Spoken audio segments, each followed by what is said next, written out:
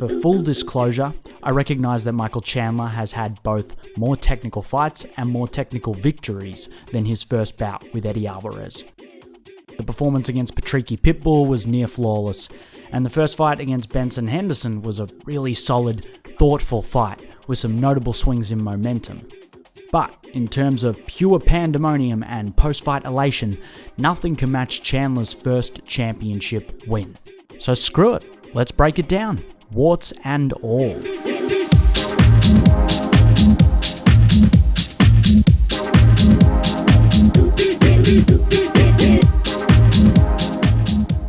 So much of this absolute banger is predicated on the fact that Chandler started well, looking sharp, and Alvarez was forced to adjust, particularly after the early knockdown in the first.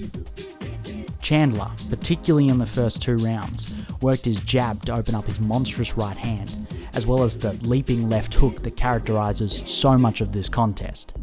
As he realised quickly, at distance, Eddie Alvarez lacked the length and the timing necessary to outland Chandler as he flicked out a reasonably competent jab. To make up for this shortcoming, Alvarez started working a darting straight right. Additionally, he started countering the jab with the overhand right more often. When Alvarez recognised Chandler's habit of planting hard and dipping slightly to his right when jabbing, Alvarez tried to counter the jab with shots coming up the middle, including a wild uppercut, and then soon after, a thunderous switch knee. The most interesting part about this fight are some of the adjustments made to the other fighters' adjustments. Here, Chandler's lead hook is countered by Alvarez's simultaneous overhand counter. Or here, Chandler has his timing for Alvarez's jab and pulls back effectively to avoid it. Alvarez then follows up with a jab cross left hook and catches Chandler as he moves back linearly. The same thing happens here. Some of Eddie's best offense, which allowed for his near finish in the 3rd round, stemmed from how he attacked the body. With Chandler having more success with the jab and getting better at pulling back to avoid the strikes up top, Alvarez started throwing hooks and kicks to the body to mix things up.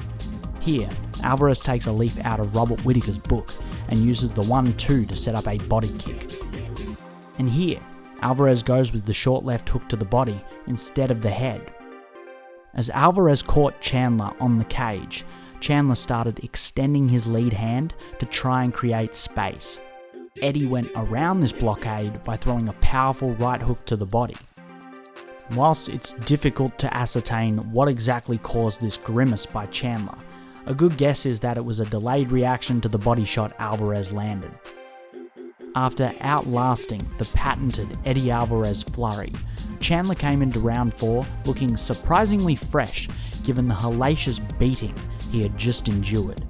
With Alvarez drawing reactions using his right hand, Chandler had to rely on his bread and butter with the jab and the straight, and it was proving competitive. The straight right to the body opened up shots to the head, and Chandler took advantage. With Alvarez bloodied and reeling from some big combinations, Chandler launched in with his customary overhand and put Alvarez on his ass. Whilst the striking lacked a little polish at times, the grappling in this fight was where things were consistently exciting. Both men at some point used level changes to avoid combinations. And then what about some of the scrambles we got to witness? Look here, Chandler lands a takedown from the body lock, and Alvarez uses an underhook on the opposite side to get his hips up and return to his knees. Chandler, in response, threatens the leg cradle before attempting to take the back, and Alvarez pulls his hips away from Chandler to escape. Nothing exceedingly technical happening here, but some interesting chained maneuvers nonetheless. Chandler seemed to have the better, faster shot of the two, moving in off of combinations early.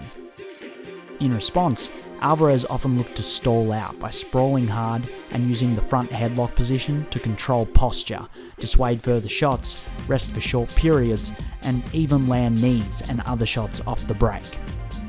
He even threatened a reasonably dangerous guillotine in the 3rd round from this same position.